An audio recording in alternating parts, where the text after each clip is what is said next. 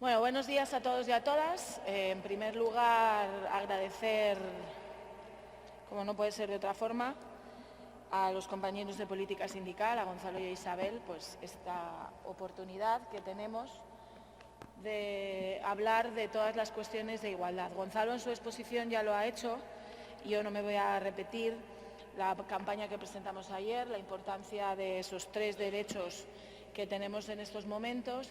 Uno de ellos, sabéis, son los planes de igualdad. Todas y todos también conocéis las modificaciones que ha habido legales en nuestro país a raíz del Real Decreto del 1 de marzo, de 6/2019, del 1 de marzo, un Real Decreto que también Gonzalo lo ha apuntado, puso en marcha el Gobierno sin acuerdo de los interlocutores sociales. Solo hubo una reunión donde pudimos aportar nuestras observaciones, pero que algunas se tuvieron en cuenta, pero no todas. Y esto lo que representa es sobre todo la dificultad que vamos a tener y que estamos teniendo de ponerlo en marcha en todas las empresas. Gonzalo también lo decía, la parte, dijéramos, ¿no? ¿Cuántos planes de igualdad se están negociando? ¿Qué cuestiones se están hablando de los planes de igualdad? En España en estos momentos es obligatorio hacer planes de igualdad en empresas de más de 250 trabajadores. A partir de la entrada en vigor del Real Decreto se ampliaba a las empresas de 150 trabajadores, pero tienen un año para ponerlo en marcha. En estudios que hemos realizado, ayer mismo lo decíamos en la rueda de prensa, sabéis que no era obligatorio el registro de los planes de igualdad. Este registro no era obligatorio hasta este Real Decreto, donde ahora es obligatorio. Por lo tanto, solo a finales de julio de este año, solo había un 8% de los planes de igualdad registrados de las empresas de más de 250 trabajadores.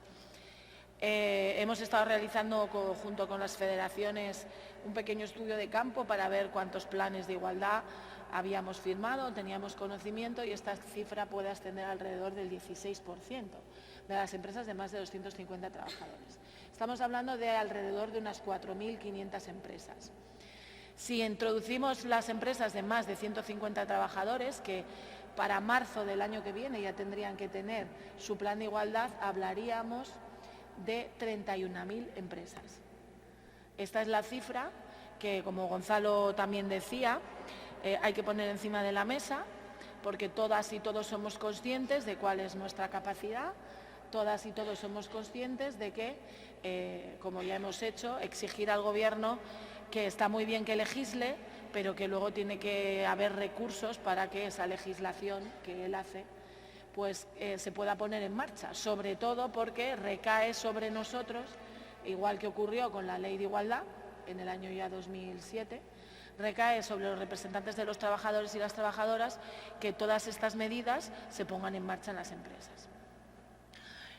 Esa va a ser la primera parte, donde las 3 compañeras que me acompañan, que ya las conocéis, del Departamento de Mujer, María Amor, Menchu y Lola, os van a explicar cuestiones muy concretas y muy claras de cómo ir introduciendo sobre todo estas modificaciones que ha habido en la realización de los planes de igualdad.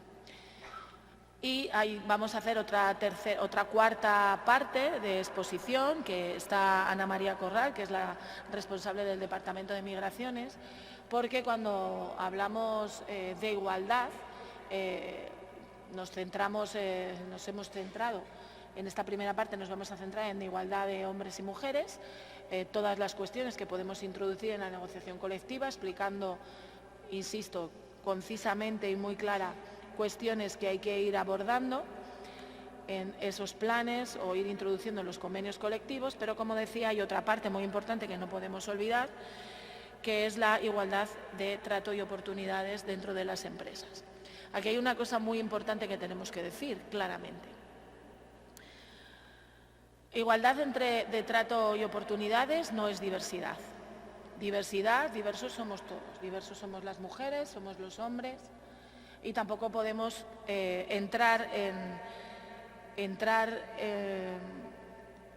en algunas veces en algunas empresas en los que nos quieren introducir con la responsabilidad social corporativa.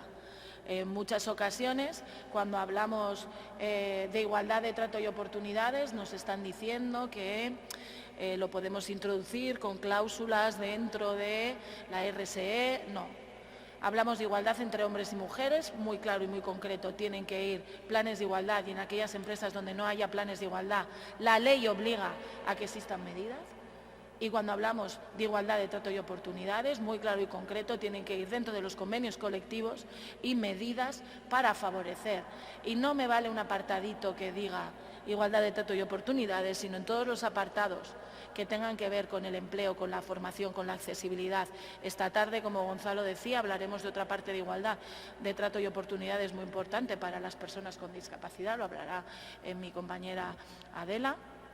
Gonzalo también lo decía, también tenemos que abordar la discriminación que tienen y que sufren en el ámbito laboral otros colectivos, pero no podemos entrar en el discurso de la derecha. Si entramos en el discurso de la derecha de mezclamos todo, todos somos, no. La UGT tiene que tener claro los conceptos de los que habla y no podemos entrar en otras cuestiones, porque hay otro sindicato que sí está entrando y nosotros lo tenemos que tener clarísimo, no cristalino. La ley son las leyes que hay. Hay una ley orgánica de igualdad entre hombres y mujeres.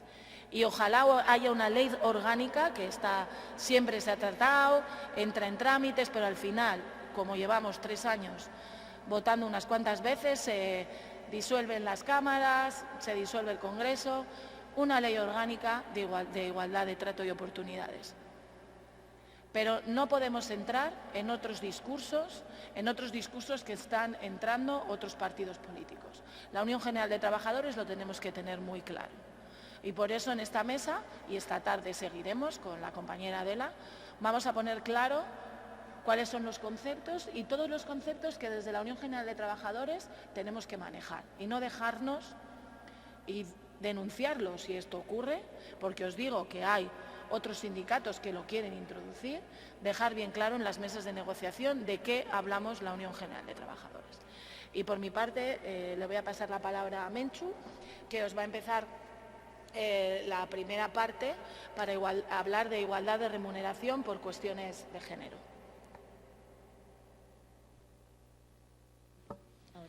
Hola, buenos días a todos y a todas. Como bien ha explicado Cristina, vamos a intentar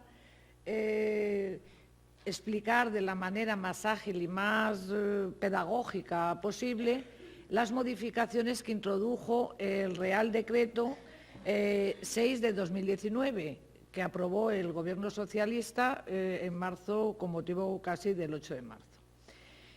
Estas modificaciones vienen a corregir algunas de las deficiencias que habían quedado en la Ley de Igualdad.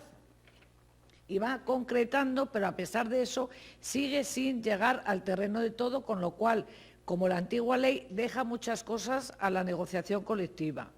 El PowerPoint que hemos preparado, lo hemos preparado con la intención de hacéroslo llegar y que vosotras y vosotros, a su vez, se lo hagáis llegar al mayor número de delegados cuando se tienen que enfrentar en una mesa de negociación colectiva a abordar estos temas, de tal manera que esto que voy a contar ahora sirva prácticamente de guía cuando uno está en una mesa de negociación.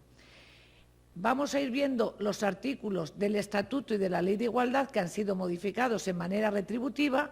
Voy a ir un poquito rápido, pero no os preocupéis porque en una segunda parte de la intervención voy a ir hablando de las modificaciones, pero al mismo tiempo planteando ejemplos para que veamos cómo se está dando ya la situación en muchas empresas de nuestro país en la introducción de las novedades en materia retributiva. María hablaba antes, en la mesa anterior, del artículo 12, de la equiparación del trabajo a tiempo parcial y a tiempo completo en cuanto a los tiempos de jornada. Pues el Real Decreto también introduce una modificación que tenemos que tener en cuenta porque habla de todas las condiciones laborales que deben de tener los trabajadores a tiempo parcial respecto a los trabajadores a tiempo completo, es decir, incluidas las retribuciones.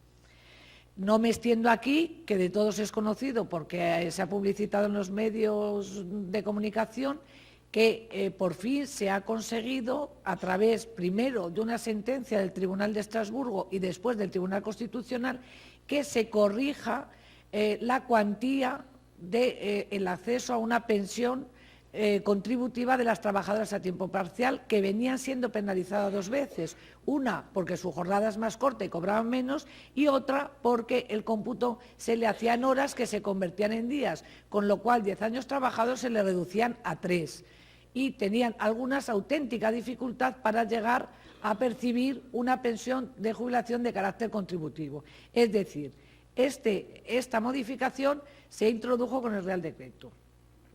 También se introduce con el Real Decreto que hay que tener en cuenta en la clasificación profesional una perspectiva de género, que esto lo venimos diciendo desde hace mucho tiempo, pero que remarca el Estatuto de los Trabajadores. Una idea que se me ocurría cuando preparaba esto es, cuando cogemos todas y todos un convenio, vemos apartados, acceso, tal, retribuciones. Ya va siendo hora que el apartado de las retribuciones ponga retribuciones y retribuciones desde la perspectiva de género. No puede haber un capítulo de retribuciones, donde yo hablo qué es salario, qué es complemento, bla, bla, bla, bla, y luego aparte meta otro artículo donde yo introduzco estas medidas que van destinadas a corregir lo que ese artículo de retribuciones está provocando en una empresa. Ya va siendo hora que bajo ese epígrafe incluyamos la totalidad de lo que se presenta aquí esta mañana en relación al Estatuto de los Trabajadores. Luego hablaremos de los planes de igualdad, pero respecto al Estatuto de los Trabajadores, esto y como efecto pedagógico que decimos que tiene la negociación colectiva, deberían estar incluidos en ese apartado todos y cada uno de estos artículos, porque son ley y porque viene a dar cumplimiento a la Constitución española en el artículo 14. El artículo 28.1, que habla de igualdad de remuneración por razón de sexo, donde habla de trabajo de igual valor, algo que a todos y a todas nos cuesta mucho entender. Este artículo lleva en el Estatuto desde el año 2002, inaplicándose totalmente en el 99,2, me estoy inventando la cifra, pero bueno, que sepáis que en la mayoría de los convenios se inaplica el artículo 28,1. ¿Qué hace el Real Decreto? Que como parece que no nos entra en la cabeza, y cuando digo no nos entra, no es a nosotros, como delegados y delegadas de UGT, al propio político que avala y respalda la aprobación de un Real Decreto, cuando le vemos en los medios de comunicación, confunden trabajo igual por trabajo de igual valor. No se manejan, no saben lo que es, no les interesa, pero a nosotras sí. Entonces, tenemos que introducir estos conceptos, tenemos que aprovechar la modificación del Real Decreto, introducir el concepto que el Estatuto recoge de trabajo de igual valor. Y dice que un trabajo tendrá igual valor cuando la naturaleza o funciones, cuando las condiciones educativas y profesionales, cuando los factores laborales o las condiciones laborales que se realizan sean equivalentes, no iguales, equivalentes. También introduce el Estatuto de los Trabajadores, un registro salarial. El empresario está obligado a llevar un registro salarial con los valores medios de los salarios, con los complementos salariales, extrasalariales, con el salario en especie, desagregado por sexo, distribuido por grupos profesionales, categorías o puestos de trabajo, etcétera, etcétera. Esto está en el Estatuto, esto va directamente al nuevo artículo que se llama Retribuciones e igualdad de retribución por razón de sexo. También, y estoy remarcando esto así, porque luego, cuando lleguemos al tema de los planes, hay una parte que dice esto se deja a desarrollo reglamentario. Y bajo esa excusa, muchos empresarios se están negando a negociar en las mesas esto que está en el Estatuto aprobado y requete aprobado. Remarco, pero es que es la única manera que nos quede claro a todas y a todos. También introduce un artículo que este sí que nos va a tocar a nosotros, a nosotras, corregir a través de la negociación colectiva, La explicación de la brecha salarial por parte del empresario. Yo no sé qué estaban pensando cuando redactaron esto, pero solo cuando la brecha sea mayor del 25%, el empresario tendrá que explicar que no tenía intención de discriminar. Pero si tenemos una brecha media en España del 22%, nos llevamos las manos a la cabeza, tenemos que esperar a que suba el 25%. Este artículo, en la primera reunión de diálogo social, que lo retiren, por favor. Que si no nos dan un trabajo que nos despista la negociación. Ahora pasamos al artículo 64, que ya se ha hablado aquí, que hablaba María, respecto al derecho que tenemos como representantes legales de los trabajadores. Tenemos derecho, como comités de empresa, a recibir información donde se dice que tenemos derecho a tener información sobre la proporción de mujeres y hombres que hay en la empresa con carácter anual. Con carácter anual nos tienen que dar información. Y esto va al mismo artículo de convenio de retribuciones y retribuciones de igual valor. También tenemos derecho a la información, y lo modifica también el Real Decreto, a la vigilancia. Es nuestra obligación, no podemos decir la empresa no quiere, esto es una obligación nuestra, y así se introduce en el convenio. Tenemos la obligación, como representantes sindicales, a vigilar que se aplique el principio de igualdad y se respete la igualdad, especialmente en materia salarial.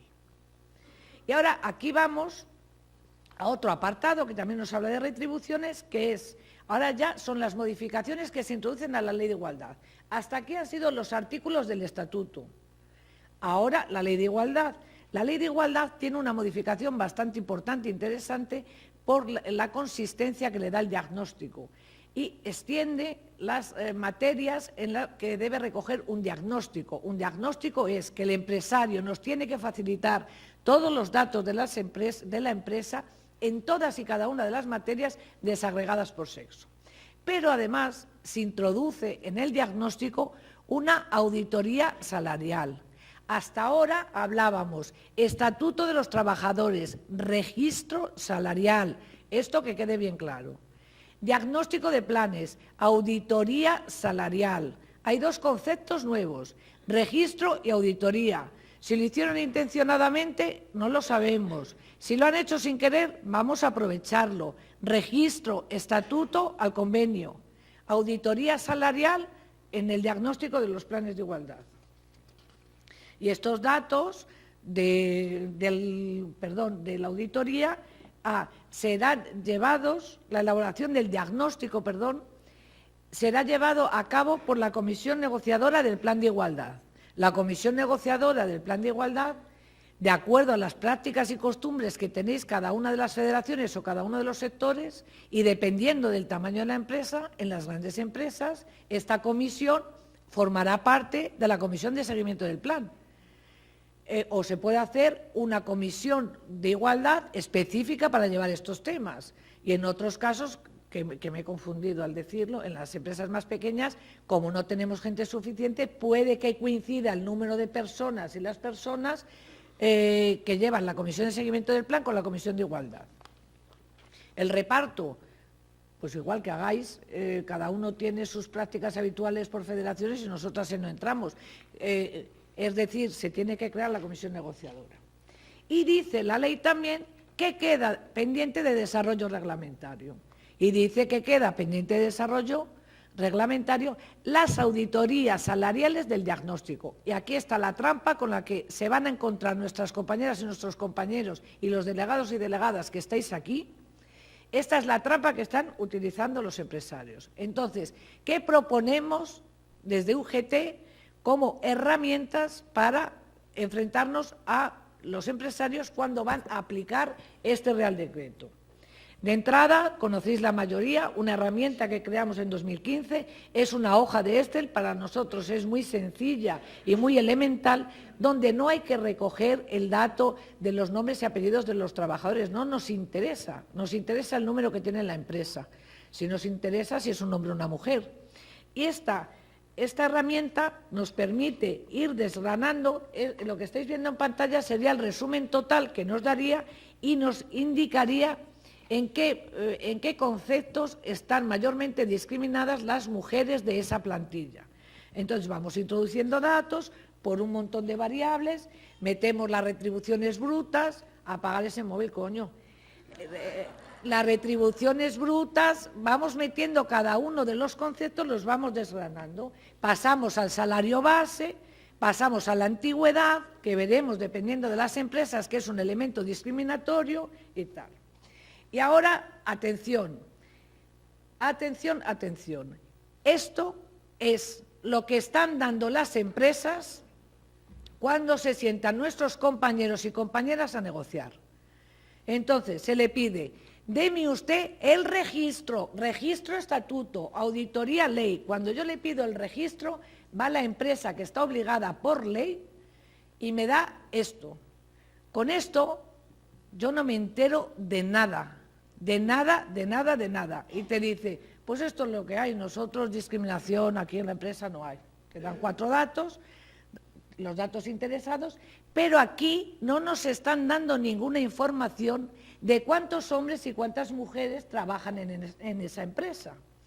Y entonces, en esta empresa, si nosotros recuperamos el artículo 64.3, que dice que yo tengo derecho, como representación sindical, a recibir anualmente la proporción de mujeres y hombres, como estrategia le decimos simplemente, vale, muy bien, nosotros de buen rollito, deme esa información, pero ahora yo le propongo que introduzca la proporción de hombres y mujeres que están percibiendo esos salarios que usted me dice.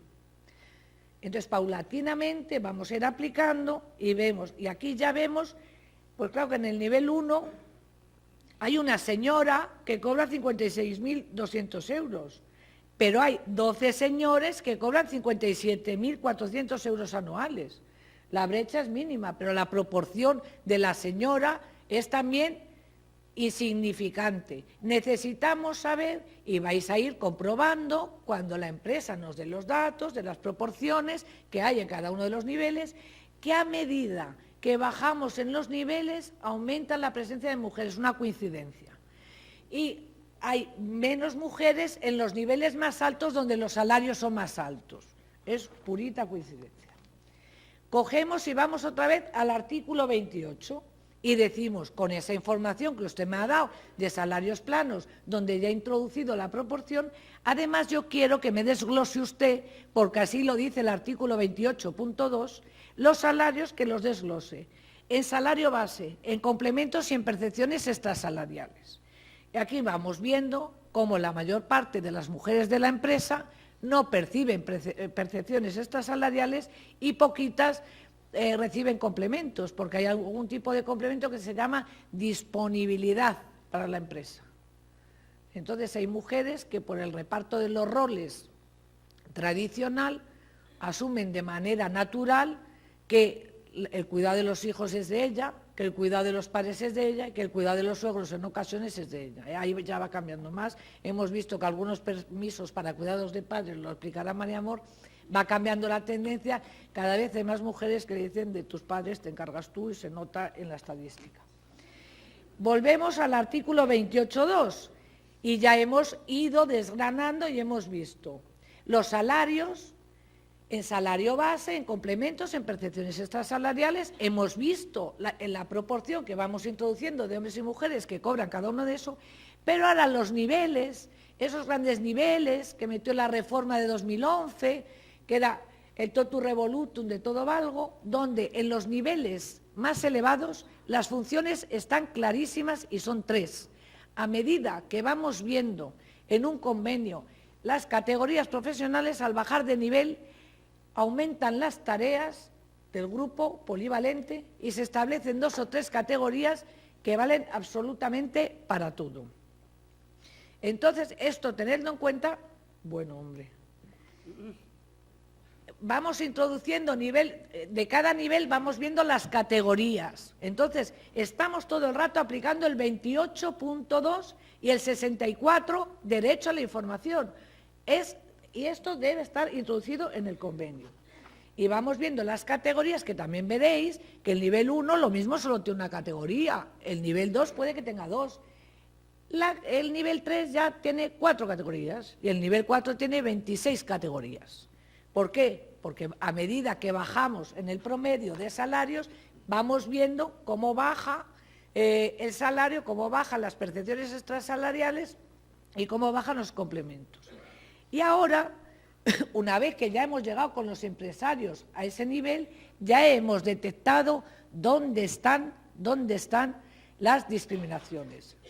Recuperando el artículo 22, que habla de corregir las clasificaciones profesionales desde una perspectiva de género, ahora ya que tenemos un plano de la empresa, tenemos un mapa que se dice ahora, un mapa totalmente clarificador de cuál es la situación de hombres y mujeres en la empresa, ahora pasamos, hasta ahora solo hemos analizado salarios, no sabemos si han de trabajos iguales o distintos, ahora vamos a analizar el valor de las funciones.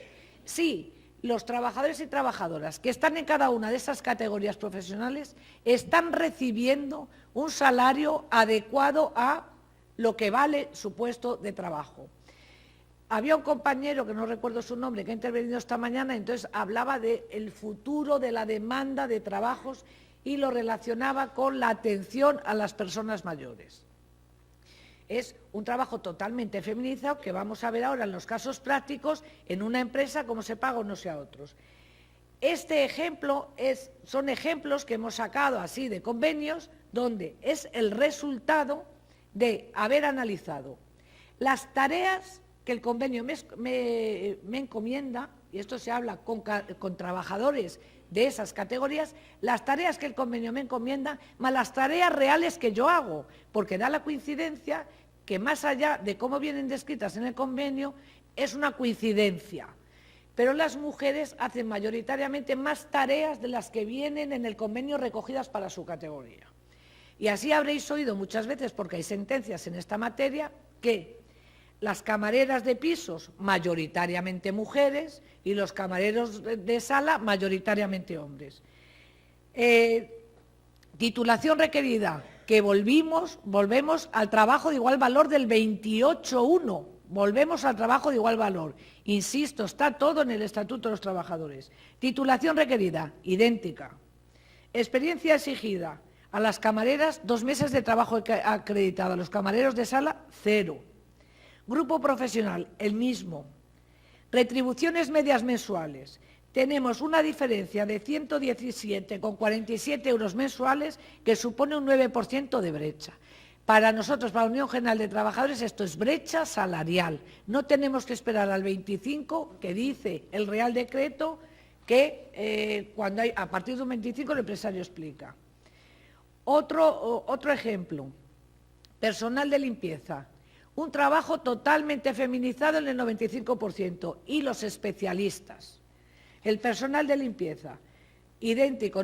Y a los especialistas, para ninguno de los dos se requiere estudios previos. Para ninguno de los dos se requiere experiencia previa. El grupo profesional, idéntico. Sin embargo, el salario tiene una diferencia media de 203 euros no explicable. ¿Por qué? Porque no se está valorando el trabajo del personal de limpieza.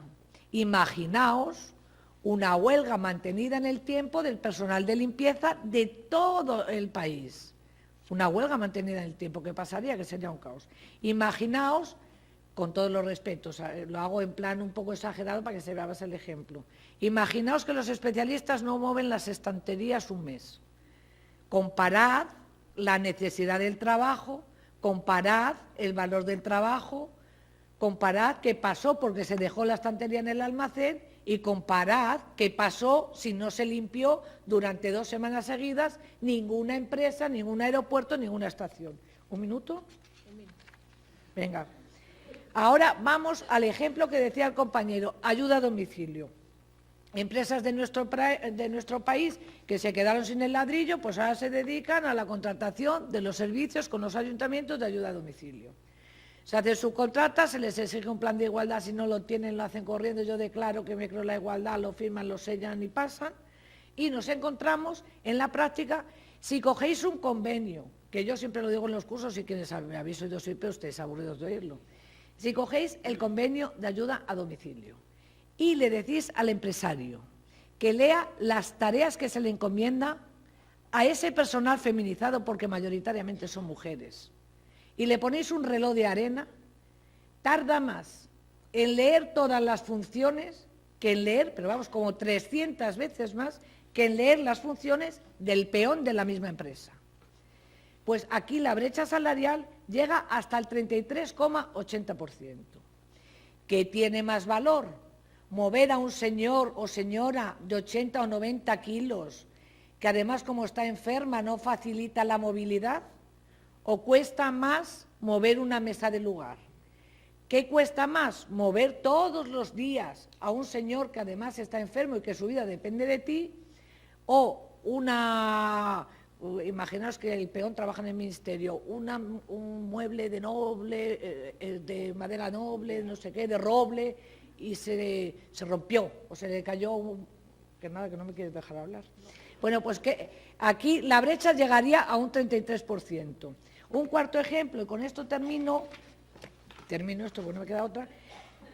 En las fábricas, en las operaciones de montaje y operación de chapa, hemos visto que la brecha era menor, pero seguía habiendo brecha. Hay brecha, pero hay menor. ¿Qué queremos decir con esto? Que tenemos que utilizar lo que nos va a poner delante de la mesa el empresario para, si somos capaces de en el convenio colectivo introducir todos los artículos que están en el estatuto, después, una vez que nos da la información anualmente, podremos ir corrigiendo de acuerdo a nuestro propio convenio todo esto. Y después haremos un análisis de la valoración, pero ya estamos empezando a entrar en la senda de corregir la brecha desde la perspectiva del empresario, que solo quiere darnos 4 datos. Tenemos que utilizar esa posibilidad. Bueno, pues gracias. A mí me gustaría seguir hablando, pero...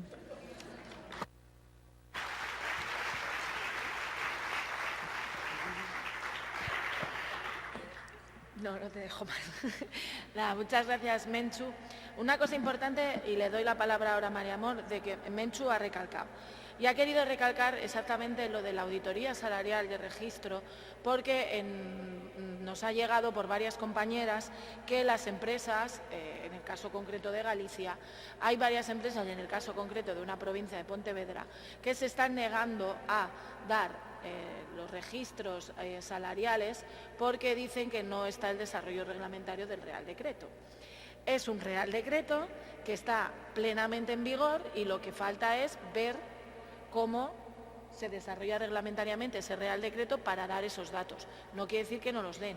Nosotros podremos estar de acuerdo o no y esas son las cuestiones, pero por eso Menchu lo recalcaba y quiero dejarlo claro porque seguro que os lo dicen, de que esto no se ha desarrollado, no sabemos cómo hacerlo, os ha dado creo que es las suficientes herramientas para poner encima de la mesa no solo el Real Decreto, sino el propio Estatuto de los Trabajadores, donde marca claramente qué es y qué hay que pedir en cada caso.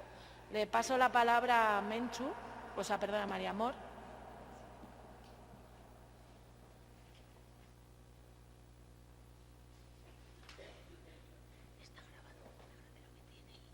¿Es este, no? ¿Ok?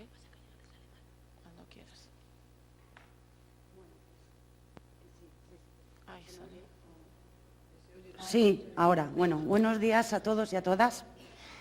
Yo me toca la parte de corresponsabilidad de permisos dentro del Real Decreto 6, que se aprueba el 1 de marzo. El decreto, que es quizás la parte más conocida y a la que más se le ha dado más difusión, en cuanto que al permiso para el padre, para el otro progenitor, pasan a tener 8 semanas. La final del decreto lo que persigue es la corresponsabilidad y que en el año 2021 los 2 padres, los 2 progenitores, los 2 adoptantes, guardadores, tengan los 2 el mismo permiso, 16 semanas, y van a ser intransferibles. Lo digo un poco porque luego hay mucha casuística con el régimen transitorio, por lo que tenemos que tener claro para la negociación de los convenios es que en el año 2021, salvo que esperemos que no lo hagan, lo pospongan la entrada en vigor, como pasó en su momento con el permiso de paternidad de 13 días a 4 semanas, tardaron casi 6 años en entrar en vigor, aunque estaba aprobado en las leyes. Pues la finalidad del decreto en esta materia es que los dos progenitores tengan el mismo permiso y que sean intransferibles. Por lo tanto, para la negociación colectiva del año que viene hay que adecuar los convenios en esta materia, especialmente permiso por nacimiento y cuidado del menor. Antes era la maternidad y paternidad.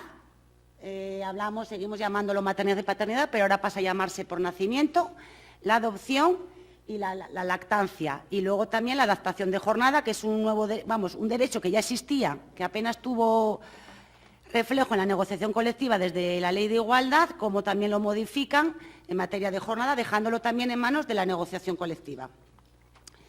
Entonces, la madre va a mantener, como os decía, 16 semanas, ellas la mantienen, 6 son obligatorias después del parto, y lo que hace la ley, que también esto es lo que tendremos que tener luego es vigilancia en las empresas cuando se aplique. La ley empieza a hablar de periodos obligatorios de descanso y periodos voluntarios. Entonces, ojo a lo del periodo voluntario, que no acaben forzando o insinuando para que no disfruten las personas trabajadoras el permiso. Entonces, 6 semanas son obligatorias después del parto, como era, y la novedad es que el resto del permiso, la madre, 10 semanas, con la nueva regulación, se va a poder coger de forma fraccionada por periodos semanales o bien de forma interrumpida hasta que el menor cumpla 12 meses. El padre este año tiene 8 semanas. Aquí la novedad en el Estatuto de los Trabajadores es que obligan a que 2 sean a continuación del parto. Luego, al final de la intervención, hablamos del antiguo permiso por nacimiento, los 2 días que han desaparecido.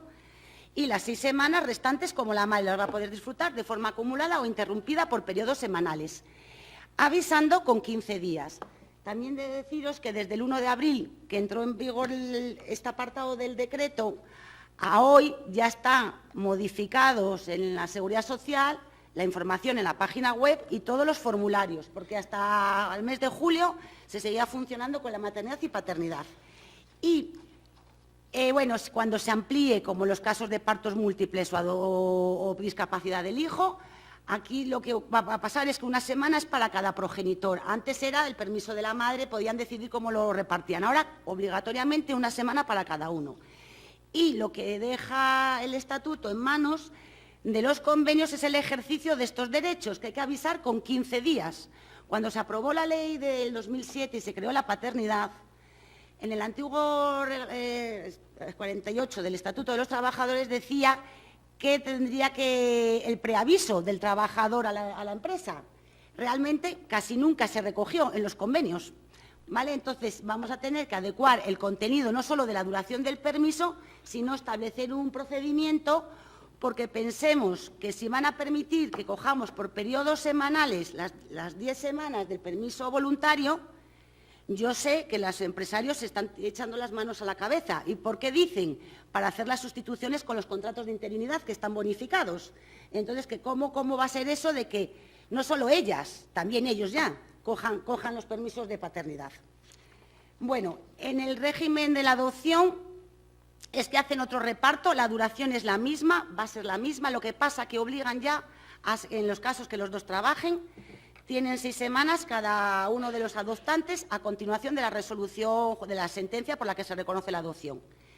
Y durante el periodo transitorio, este año tienen 12 semanas, el año que viene tienen 16 semanas, lo tienen que coger de forma ininterrumpido. Uno de ellos 10 semanas como máximo, 16 es la antigua maternidad, 2 y 6, 8 semanas respecto a la biológica. Quiero decirte que no hay ningún trato discriminatorio, para que no confundamos. Y a partir del 2021, cuando los dos tengan las 16 semanas, 6 obligatorias ininterrumpidas, siempre a tiempo completo, y las 10 semanas restantes van a ser puede ser en forma fraccionada o de forma ininterrumpida. Y vuelvo a decir lo mismo, se amplía igual que en los casos de nacimiento, y vuelvo a decir que el convenio colectivo tiene que regular el ejercicio de estos derechos y que hay que avisar con 15 días. En la Seguridad Social ya hay un formulario para cuando se cogen los permisos en periodos múltiples, ya está previsto. Bueno, aunque es un poco pesado, ahora tengo que hablar del EBEP. ¿Y por qué? porque el decreto mete una nueva novedad. Al personal laboral al servicio de las administraciones públicas se les va a aplicar el Estatuto Básico del Empleado Público en cuanto al permiso, yo lo llaman de otra manera, nacimiento para la madre biológica, adopción y para el otro progenitor y la lactancia. Con lo cual, los convenios del personal laboral tendremos que adecuarlos al nuevo decreto y adecuar, porque a estos trabajadores se les aplicaba el ET. Y ahora yo creo que la finalidad, ellas os podrán contar que iban a la mesa de diálogo social, que dijeron que eso no lo tocáramos, no quisieron hablar de los funcionarios, pero entonces nuestra misión es que los compañeros de la Federación de Servicios Públicos, los convenios los tienen que adecuar. Ellos tienen la misma duración que en el caso de los trabajadores que están dentro del Estatuto de los del ET.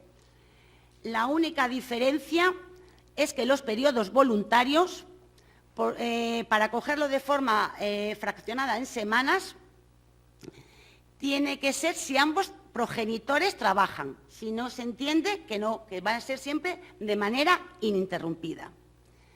Y luego, bueno, pues igual que lo del ET, ellas mantienen 16 semanas, el otro progenitor, aquí lo llaman otro progenitor, 8, 12, hasta llegar a la total equiparación e intransferibilidad. Pero una cosa que quiero llamar la atención, que es la letra pequeña, que no viene en el decreto del 2019. Aquí, en el EBEP, desaparece el poder anticipar la antigua baja de maternidad, el permiso por nacimiento, ¿vale? En el ámbito del Estatuto de los Trabajadores van a poder cogerla las madres hasta 4 semanas antes de la fecha de parto. En el EBEP desaparece ni poder ceder en el régimen transitorio ni anticiparlo. ¿Pero por qué? Porque por otro lado del EBEP, en la disposición adicional final, que no está dentro del apartado de nacimiento, hay un permiso retribuido para las funcionarias en estado de gestación, en la 37 semana, y si es una gestación múltiple, en las 35 semanas. Con lo cual nosotros, cuando vayamos a negociar el convenio, no solo es trasladar al convenio del personal laboral el permiso por nacimiento, sino que yo creo que debemos recogerles ese permiso que está previsto para las funcionarias embarazadas, también para el personal laboral, para que no exista un trato diferenciado. Y en el ámbito de la adopción, ya no me entretengo más, mantienen el mismo régimen que en los casos de nacimiento para la madre, en los casos de nacimiento para la madre biológica. 16 semanas, un permiso por adopción, y el otro progenitor 8 semanas este año, el año que viene 12 semanas, y al finalizar los dos, como os decía, 16 semanas. Y van a poder interrumpirlo hasta los 12 meses del menor. Bueno, esto por un lado en cuanto al permiso por nacimiento y cuidado del menor. Otra, siguiendo con la línea y la filosofía del decreto, la lactancia. La lactancia, el cuidado del lactante en el ámbito del estatuto y en el ámbito del EBEP, tengo que diferenciarlo. Sigue siendo un permiso retribuido por la empresa hasta los 9 meses del menor. Eso es como siempre ha estado. Es una hora de ausencia que pueden dividir, bueno, habla de la persona trabajadora, va a poder una hora de ausencia que lo puede dividir en 2 fracciones, que eso es prácticamente inejercitable. Se amplía en los casos de partos y adopciones múltiples, y luego se puede sustituir quien ejerza este derecho por una reducción de jornada en media hora, acortar, reducir es entrar más tarde o salir antes, o acumularlo en jornadas completas en los términos que establezca la negociación colectiva.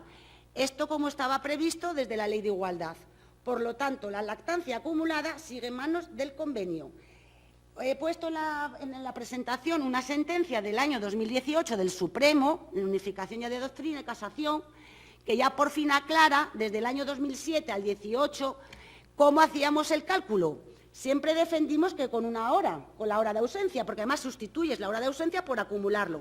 Pero aún así, en muchas empresas, porque era un permiso que era para las madres, desde el año 2012 está individualizado, les decían que les dejaban la lactancia acumulada si el convenio no lo regula, lo pactaban en base a media hora. Entonces, insisto, 1 hora. Y, por favor, hay que eliminar la atribución a las mujeres, porque es que hasta el año 2012 la ley decía la mujer. Entonces, eso ya no existe. Entonces, es para las personas trabajadoras. Bien, entonces la novedad. Dice que la reducción de jornada, contemplada en este apartado, es intransferible, individual, y no se puede transferir al otro progenitor, adoptante o acogedor. Lo cual, ¿qué significa?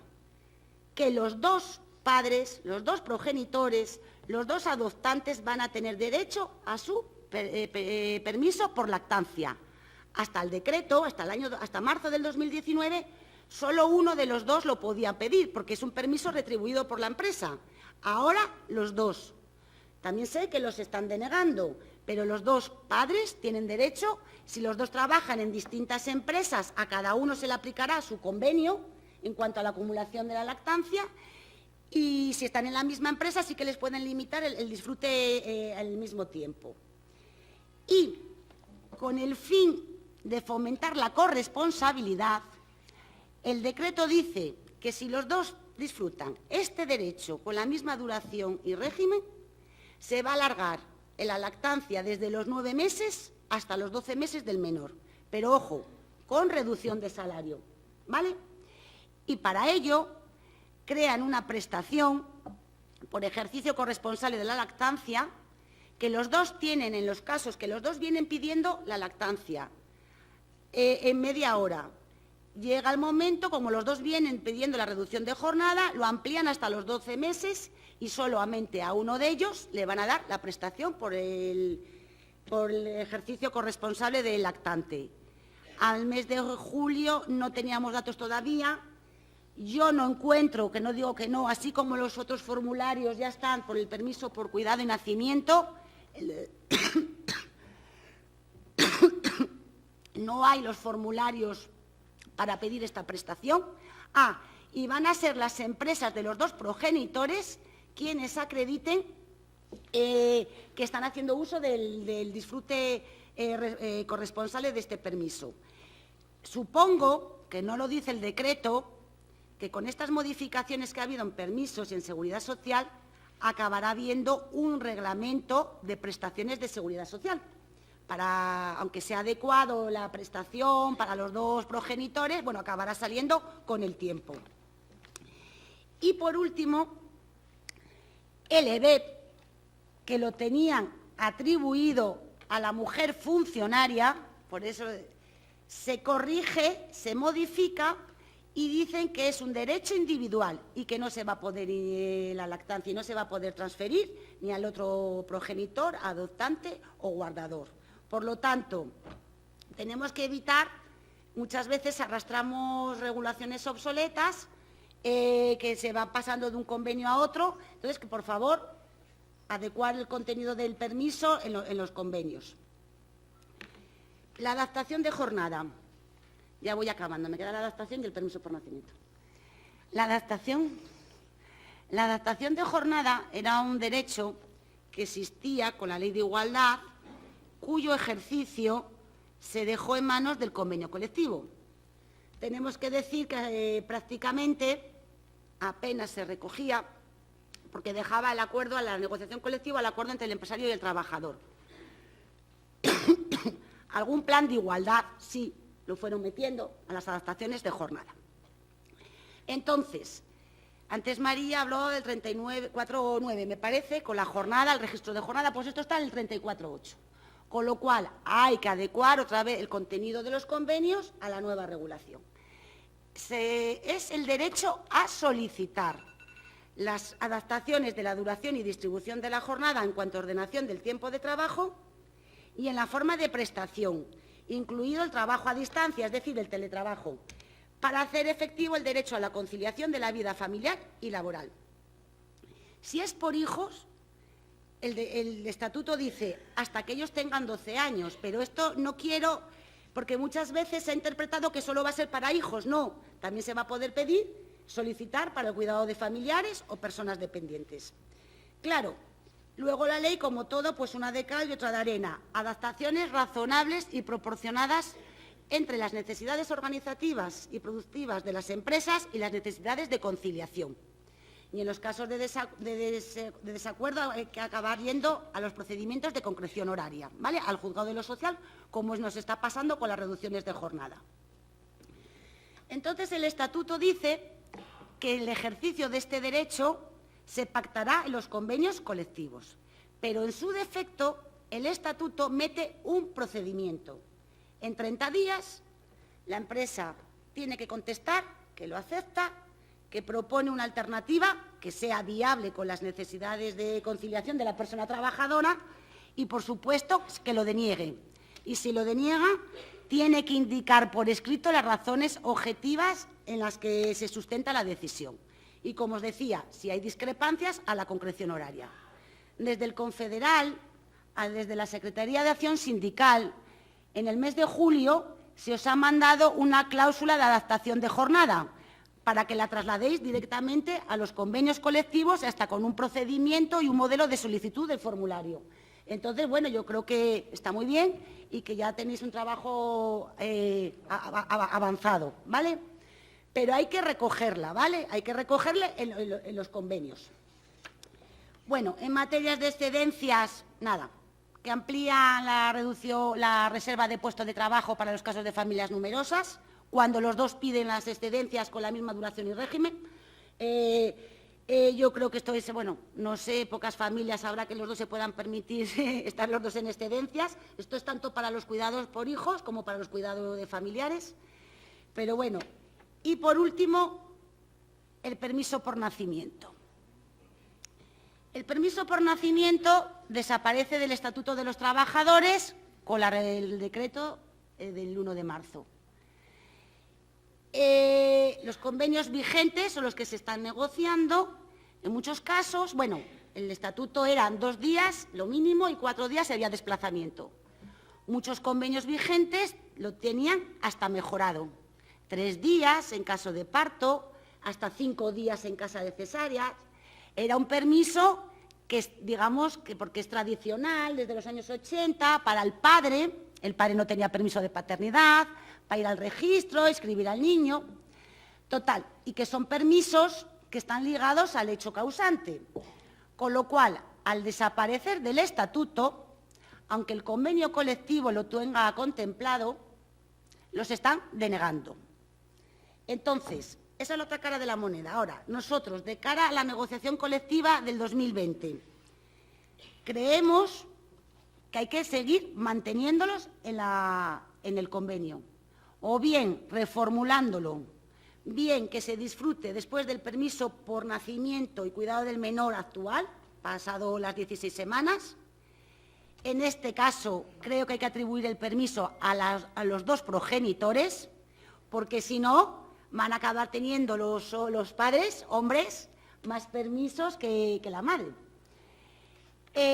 O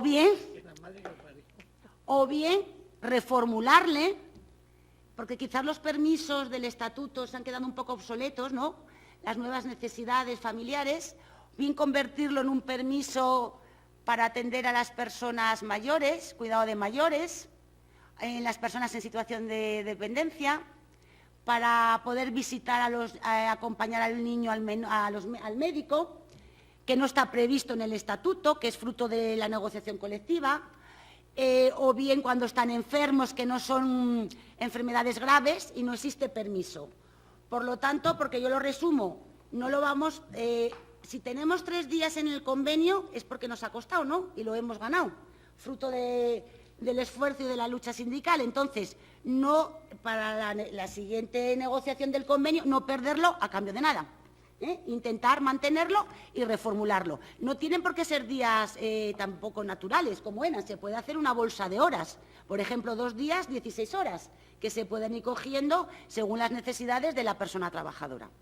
Y bueno, nos falta también que desarrollen reglamentariamente algunas cosillas, como es esa prestación del cuidado del lactante, y vamos a ver cómo lo van desarrollando. Y ya.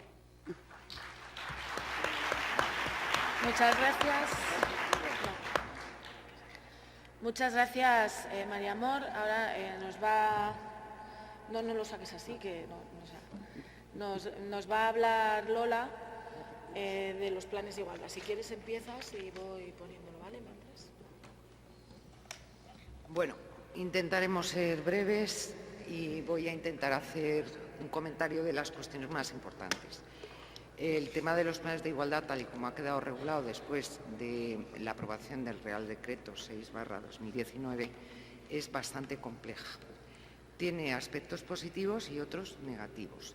Y lo que sí que es cierto, y ya se puedo afirmar de antemano, antes de que os explique nada, es que nos vuelve a dejar en manos de la negociación colectiva el resolver el tema de la igualdad de género.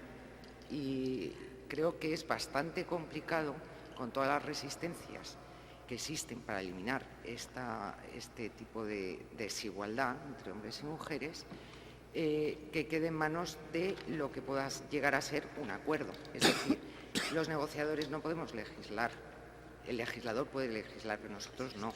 Entonces, teniendo en cuenta que además todavía no hemos superado el varapalo de la negociación colectiva, las reformas laborales sucesivas, especialmente la del 2012, pues la situación que tenemos en la negociación colectiva, la representación de los trabajadores y los sindicatos, no es la mejor. Bueno, dicho esto, vamos a ver qué aspectos que realmente son positivos por la intención que ha debido de tener el legislador en meterlos en el Real Decreto, pero negativos porque son ineficaces a la hora de aplicarlos.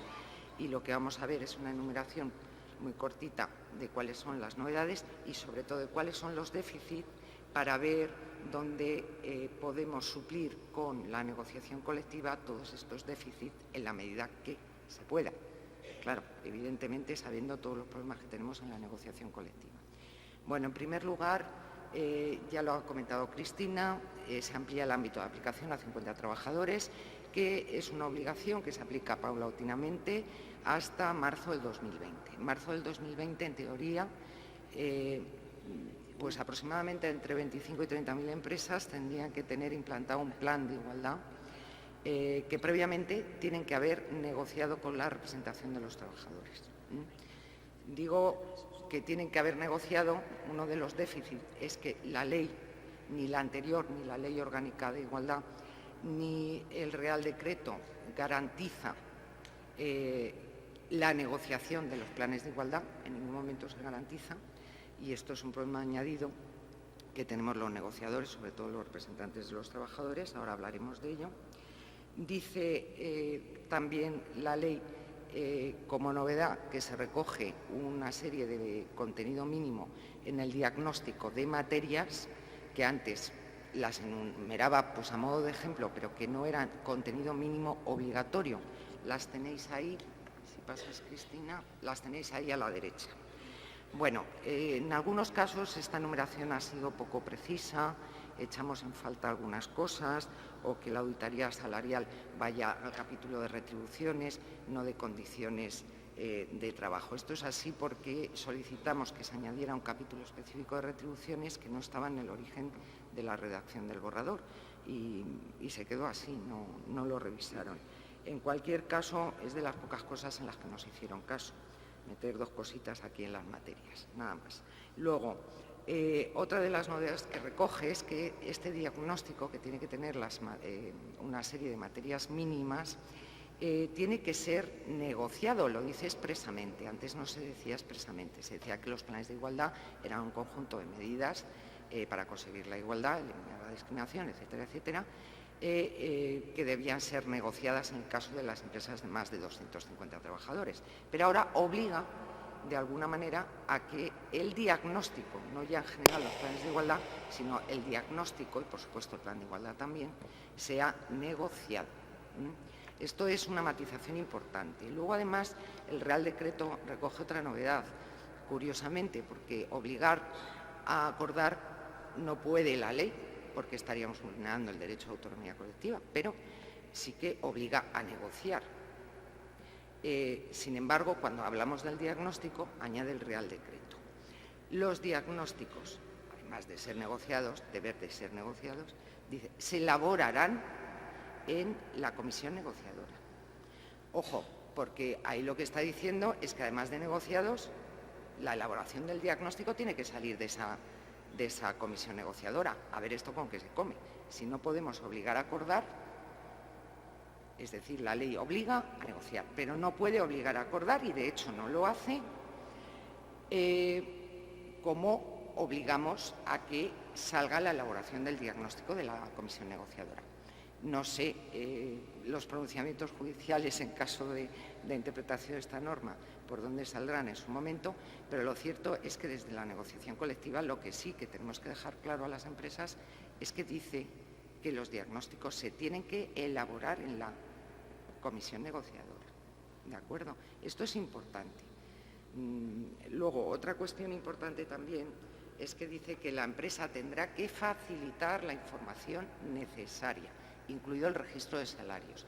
Cuando habla de información necesaria, se refiere a toda la necesaria para poder hacer un diagnóstico en condiciones.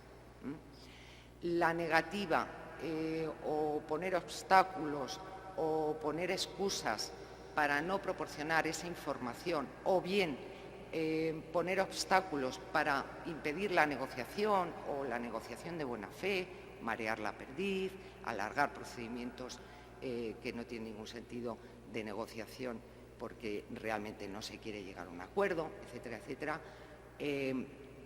Todo esto conllevaría la nulidad del plan de igualdad que supuestamente no fuera acordado con los representantes de los trabajadores. Esto es una cuestión muy, muy importante.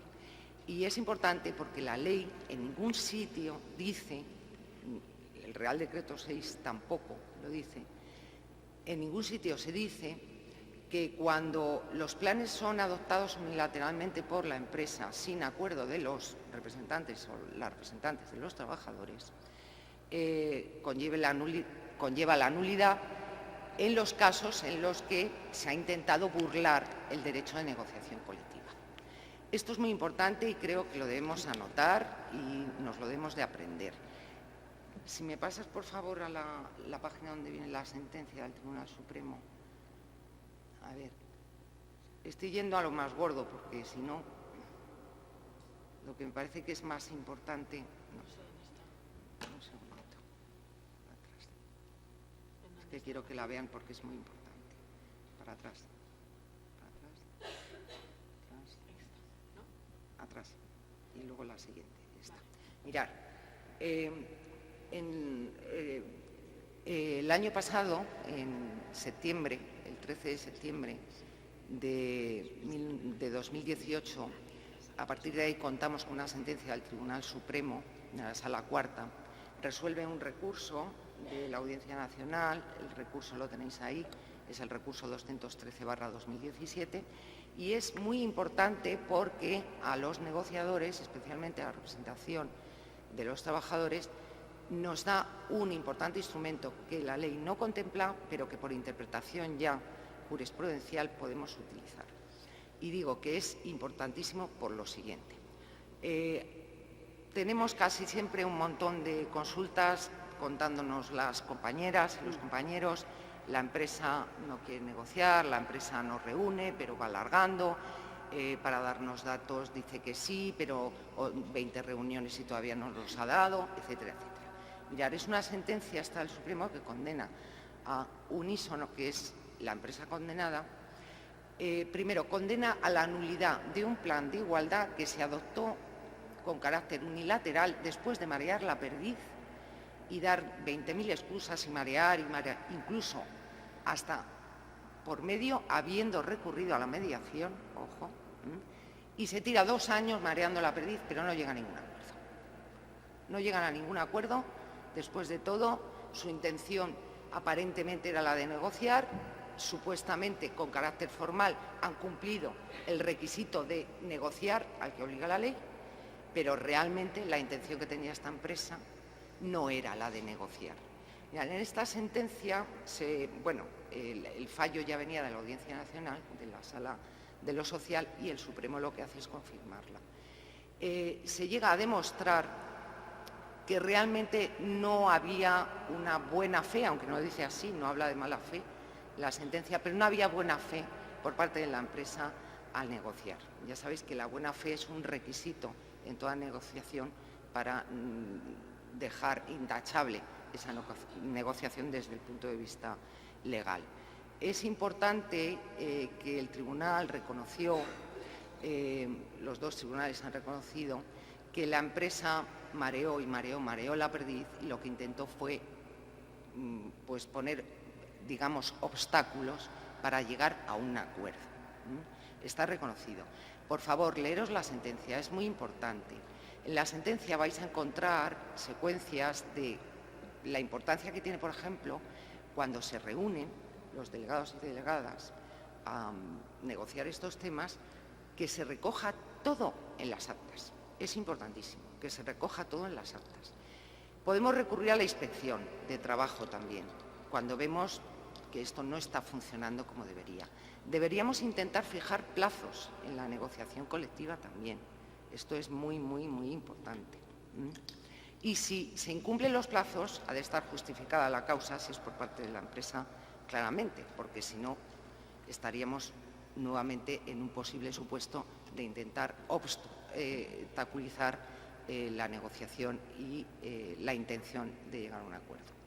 Es importante también que leáis esta sentencia porque explica muy claramente cómo se ha considerado que se vulnera el derecho fundamental de libertad sindical y condena a la empresa a pagar a los sindicatos reclamantes una indemnización ridícula, simbólica, de 6.000 euros, pero que por lo menos ha reconocido que ha habido una vulneración del derecho de libertad sindical. ¿Por qué vulneración del derecho de libertad sindical? Porque dentro, como sabéis, del derecho a la libertad sindical está el derecho de negociación colectiva.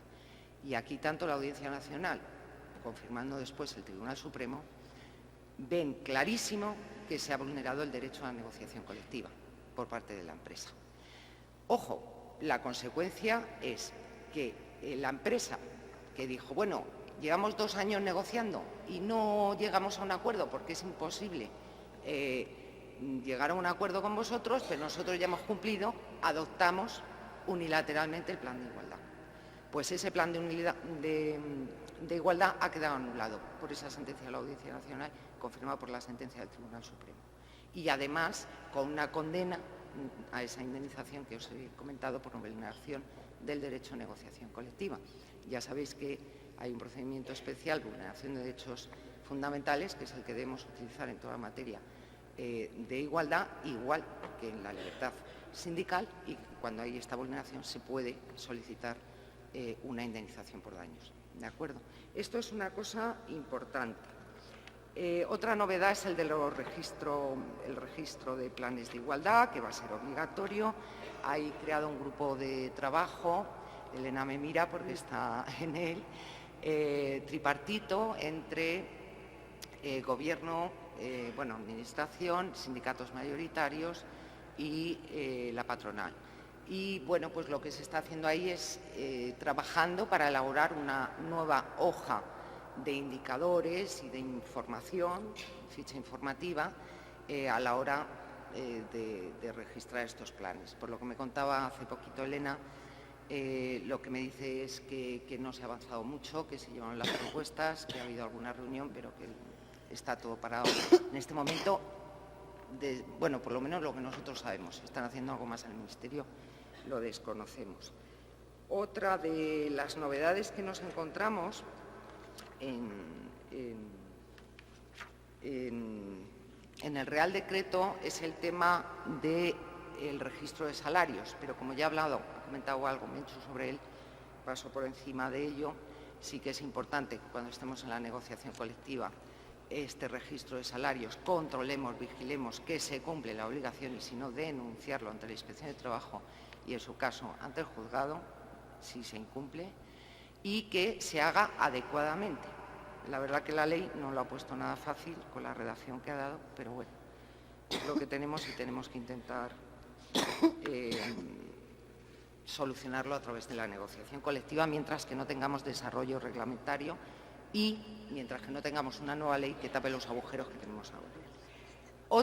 Otra cuestión importante que hay que comentar. Hay que estar muy pendientes en la negociación colectiva de que los diagnósticos se correspondan con la realidad de la empresa, que muchas veces, la mayoría, no se corresponden. Viendo estudios que se han hecho sobre planes de igualdad, hemos detectado que hay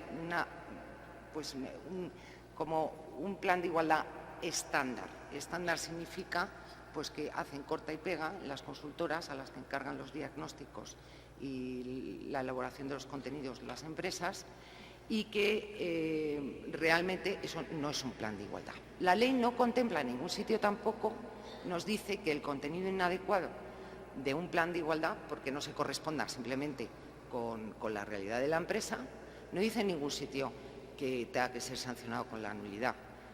Por favor, recojámoslo en la negociación colectiva, esta sanción, porque es importantísimo.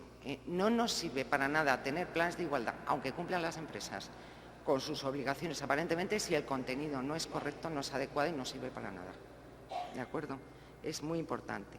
No se garantiza por la ley nada sobre la adecuación de los contenidos, ni dice nada la ley sobre la responsabilidad de los que elaboran, cuando son las empresas las que encargan a consultoras privadas, por ejemplo, esa elaboración de diagnósticos. Si podemos llevar esto a la negociación colectiva, ya sé que es muy difícil, pues sería muy bueno, muy bueno. Ahora, esto es una misión de la ley que ha dejado ese vacío, ha dejado ese hueco, y yo sé que en negociación colectiva esto es muy difícil rellenarlo, pero es muy importante. Otra cuestión, y ya con esto termino, aunque tendría que decir muchas más cosas, pero bueno, que creo que es importante, es el tema de... Pasa hasta el final. Bueno, debemos garantizar la formación, por supuesto, estableciendo compromisos de formación dentro de la negociación colectiva en cada empresa, y, sobre todo, hacer un comentario de dos cosas. Una, sanciones. Mirad, se toca el artículo 713 de la LISOS, de la Ley de Infracciones y Sanciones del Orden Social, para incluir sencillamente que se consideran infracciones graves, lo que ya se consideran infracciones graves en materia de planes de igualdad, regulado en el Estatuto de los Trabajadores.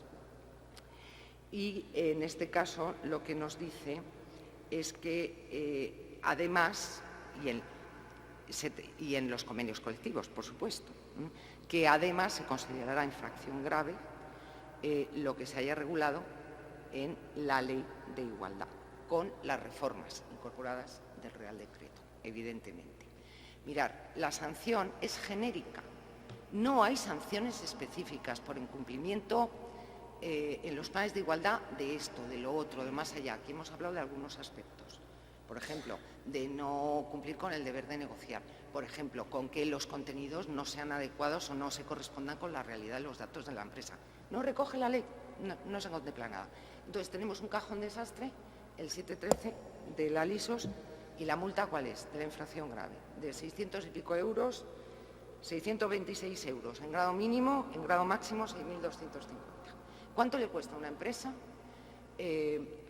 encargar a una consultora la elaboración de un diagnóstico y el contenido de un plan de igualdad?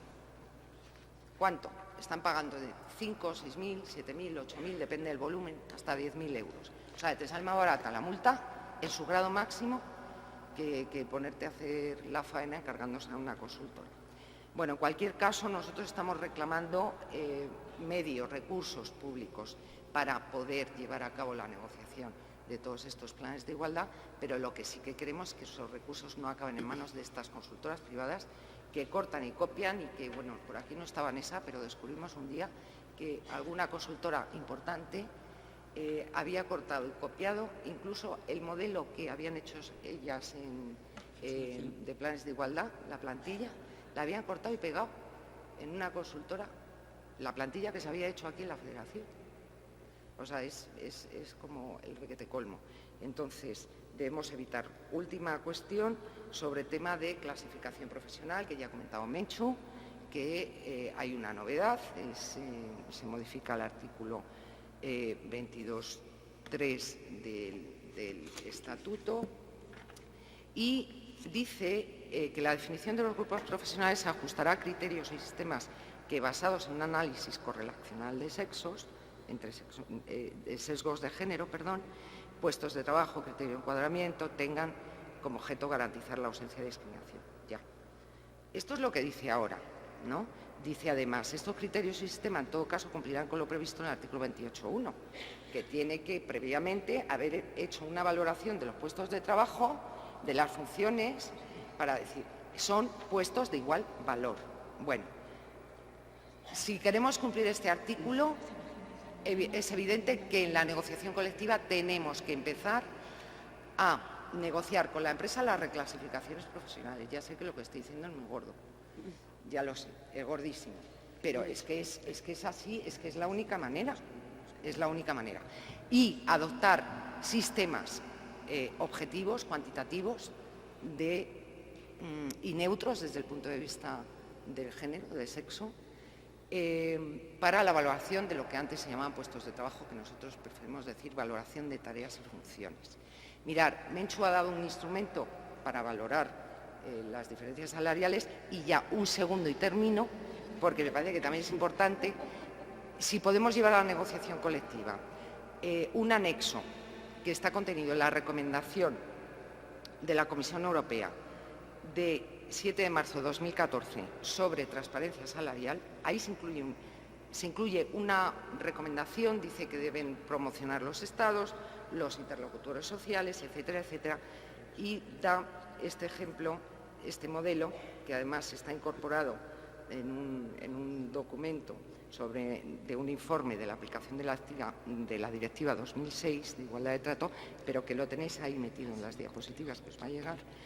Es importantísimo que recomendáramos en la negociación a los empresarios ponernos de acuerdo en un modelo neutral ni para ti ni para mí. Mira, aquí hay uno que la recomendación de la Comisión Europea del 2014, que no es una directiva, desafortunadamente, pero es una recomendación de transparencia salarial, adoptémoslo y hagamos una reclasificación de los puestos de trabajo teniendo en cuenta esto. Ojo, con ese sistema, si conoces cómo aplicarlo y aplicándolo bien, conseguiríamos reducir lo que es la discriminación en la infravaloración del trabajo femenino, del trabajo que hacen mayoritariamente las mujeres. Otras no, pero por algo hay que empezar y ahí se nos cula una buena parte importantísima. Y se acabó, ya me he pasado, lo siento, Cristina. Nada, Lola, muchas gracias.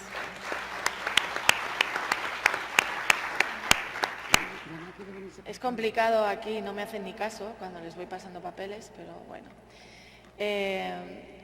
Para terminar, tiene la palabra Ana María Corral, la responsable del Departamento de Migraciones, que, como decía, va a plantear otra parte de la igualdad, que es la igualdad de trato y oportunidades. Muchas gracias, Cristina. Bueno, yo no tengo PowerPoint, porque como no tenemos ley, el día que tengamos una ley que ampare la igualdad de trato y de oportunidades, pues haré un PowerPoint y a lo mejor hasta dos. El otro día, hablando con una profesora de universidad sobre el hecho de que muchos convenios colectivos, y especialmente, y eso es bastante curioso, algunos firmados este mismo año, ya ni siquiera incluyan una cláusula general de igualdad de trato y oportunidades por razón de origen, de nacionalidad, de orientación o identidad sexual, de discapacidad, ya ni siquiera aparece eso en algunos convenios colectivos. Ella me dijo, ya, pero en los planes de igualdad está garantizada la igualdad de todas las mujeres. Dices, bueno, si es un plan de igualdad entre mujeres y hombres, puede ser que el plan no haya tenido en cuenta a lo mejor que para cumplir un deber público inexcusable como es la renovación de una autorización de trabajo o de residencia o ir a recoger la tarjeta de identidad de extranjero, un hombre o una mujer extranjero puede tener dificultades y puede que se tenga que coger un día libre, mientras que un trabajador español cuando renueva, o una trabajadora española cuando renueva el DNI, se acoge a este tipo de permisos. Puede un plan de igualdad entre mujeres y hombres probablemente tampoco tenga en consideración que hay que adaptar las pruebas de selección y promoción a personas con discapacidad, sean mujeres u hombres. Probablemente tampoco tenga en consideración que si en el convenio colectivo se ha incluido una cláusula que incluye un permiso por bautizos y comuniones, hay personas que pueden tener la religión que sea, y para quienes esto no sirve porque no tienen bautizos y comuniones. A lo mejor tienen un bar mitzvah o a lo mejor tienen la fiesta del Cordero, etcétera, etcétera, ¿no? Puede que tampoco el plan de igualdad tenga en consideración que esos 2 días por fallecimiento de un familiar, que pueden llegar hasta 4, para una persona de nacionalidad española o extranjera, que el fallecimiento del familiar haya ocurrido en el extranjero, esos 4 días, si tienes que ir a Ecuador, se quedan en nada, en que no vas a poder disfrutar de ese permiso. Puede que también no se tenga en consideración qué es lo que sucede con una persona durante un proceso de reasignación de sexo, o qué pasa con las bajas médicas continuadas cuando estamos hablando de una persona con discapacidad o que tiene una determinada enfermedad y que le obliga a tener una serie de bajas médicas, aunque estén, o de ausencias del trabajo, aunque estén justificadas, ¿no? Digo esto por ese argumento que antes lo ha dicho Cristina también, de que no sé en qué momento en este país, sobre todo y especialmente estamos hablando de organizaciones de izquierdas, hemos dejado de hablar de igualdad, hablando de igualdad entre mujeres y hombres y de igualdad de trato y de oportunidades para el conjunto de las personas, para hablar de igualdad entre mujeres y hombres y diversidad para referirnos a todo lo demás. Porque si hay algún concepto neoliberal es destruir un derecho, que es la igualdad, hacerte considerar que, bueno, esta serie de colectivos además, no hablan de personas, hablan de colectivos, quedan fuera digamos, del ámbito de actuación normativo y que hay que tratarlos de distinta manera, ¿no? ¿Por qué decía lo del PowerPoint? Que parece una broma, pero no lo es. En el Estatuto de los Trabajadores, María Amor lo ha dicho, el Estatuto de los Trabajadores, y Lola también, el Estatuto de los Trabajadores, en algunas cuestiones, con sinceridad, parece que estamos todavía en el año 85.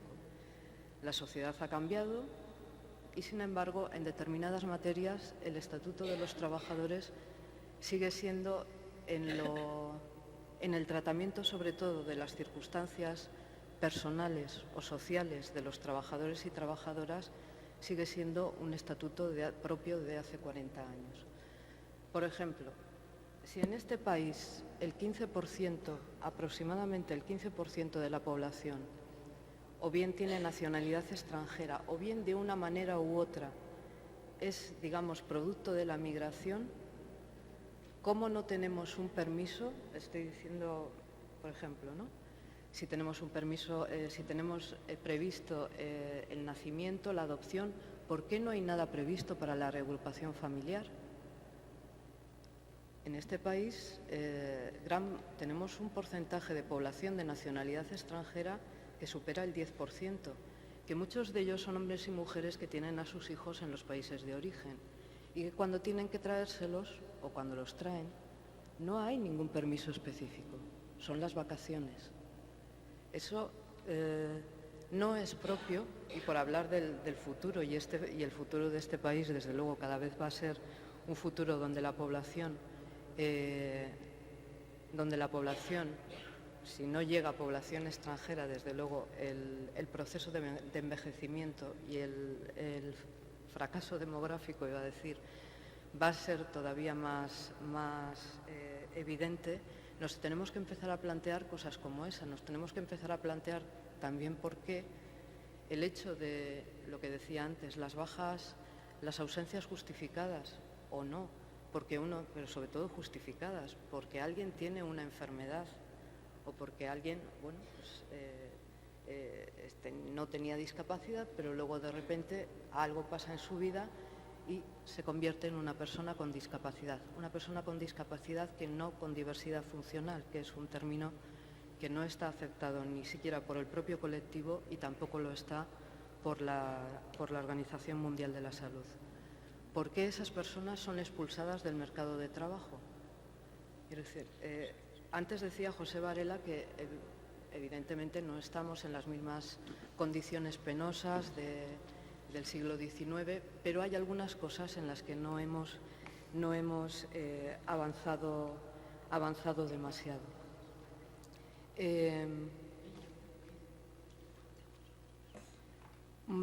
Algunos de los ejemplos que he puesto los tenéis en vuestros convenios colectivos. Hay convenios colectivos que hablan de bautizos, comuniones y celebraciones análogas de diferentes religiones.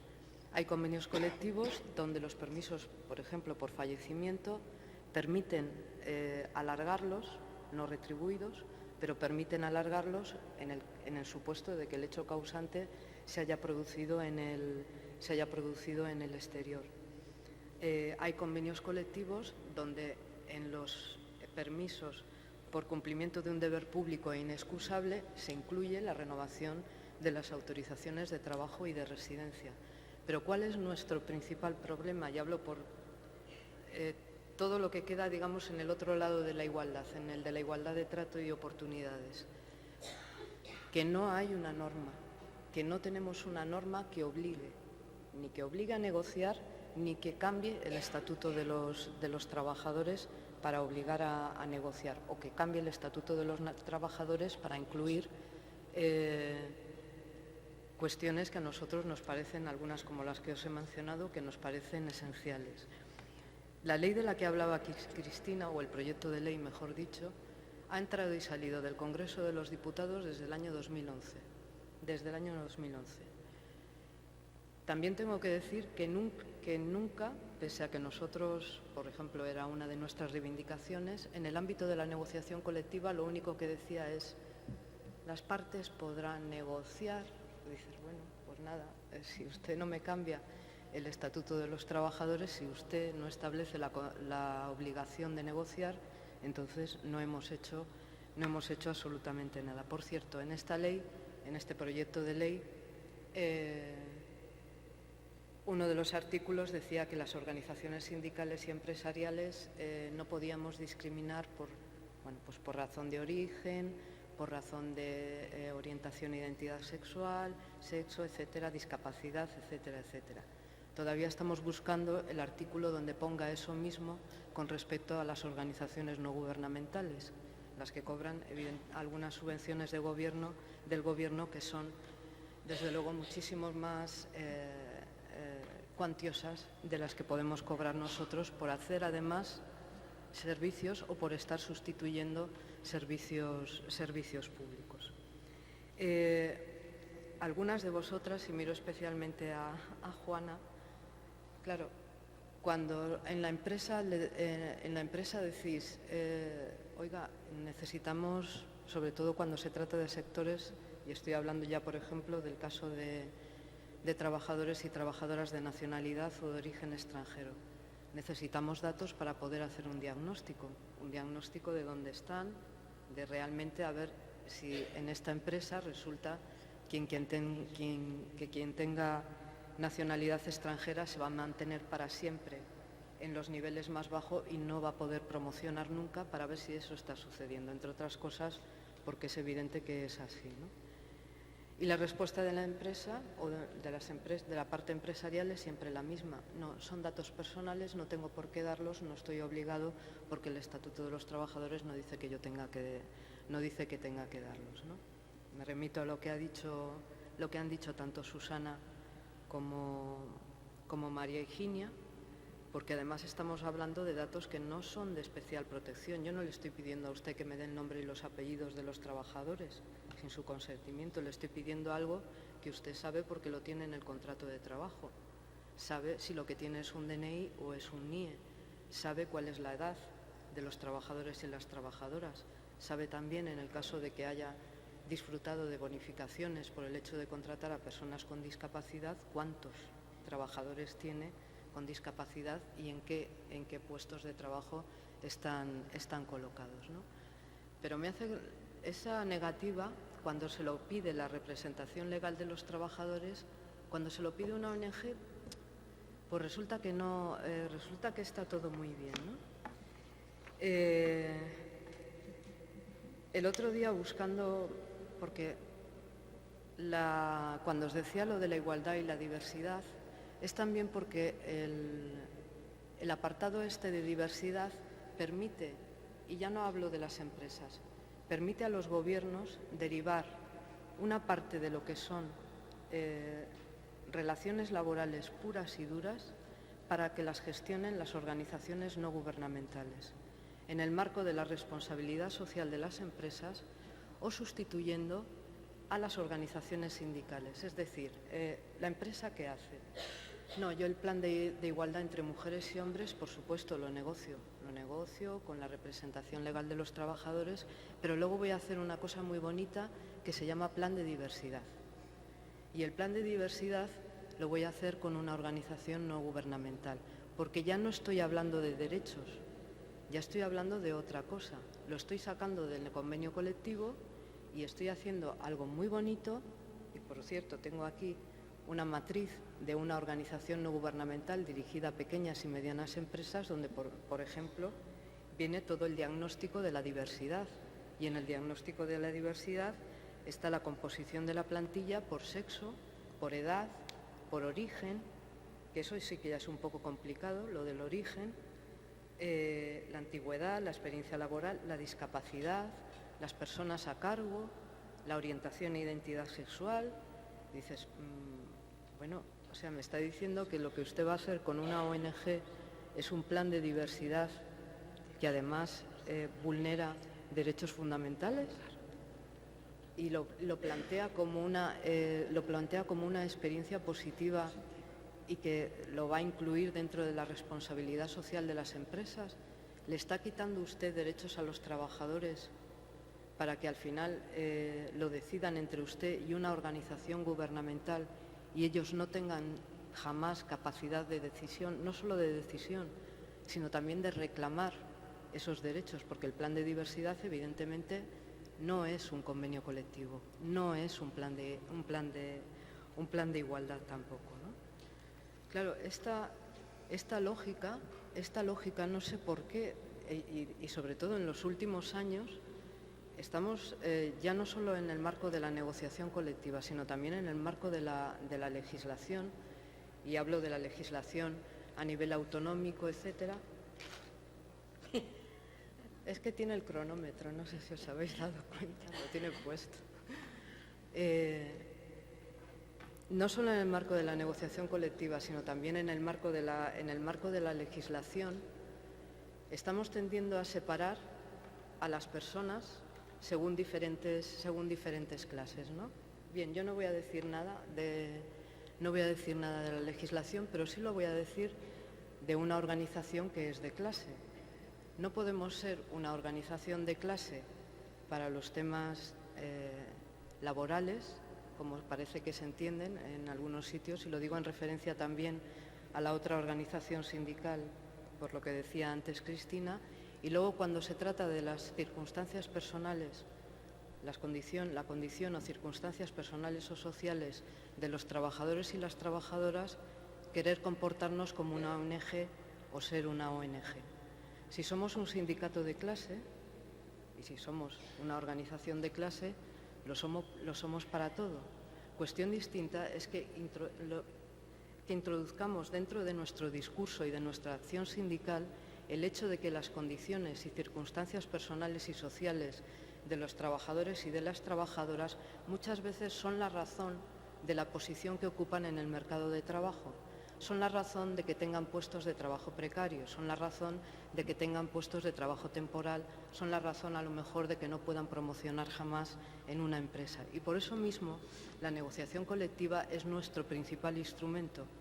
Si empezamos a dejar que se nos escape, si no incorporamos esto a nuestra actividad diaria, si dejamos que se nos escape, nos sustituyen otras organizaciones que no tienen nada que ver con el mercado de trabajo. Como decía,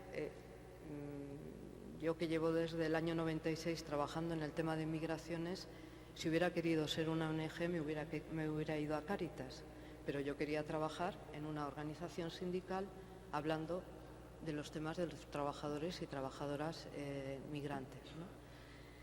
Y simplemente eso, esperemos que a ver si alguna vez tenemos un gobierno estable y alguna legislatura un poco larga, pues esa ley de igualdad de trato y de oportunidades termina por aprobarse. Pero también os digo que desde luego intención de resolver en el mercado de trabajo algunas, digamos, disfunciones que propician la precariedad y la perpetuación de la precariedad no es la principal preocupación de los últimos gobiernos que hemos tenido. Gracias.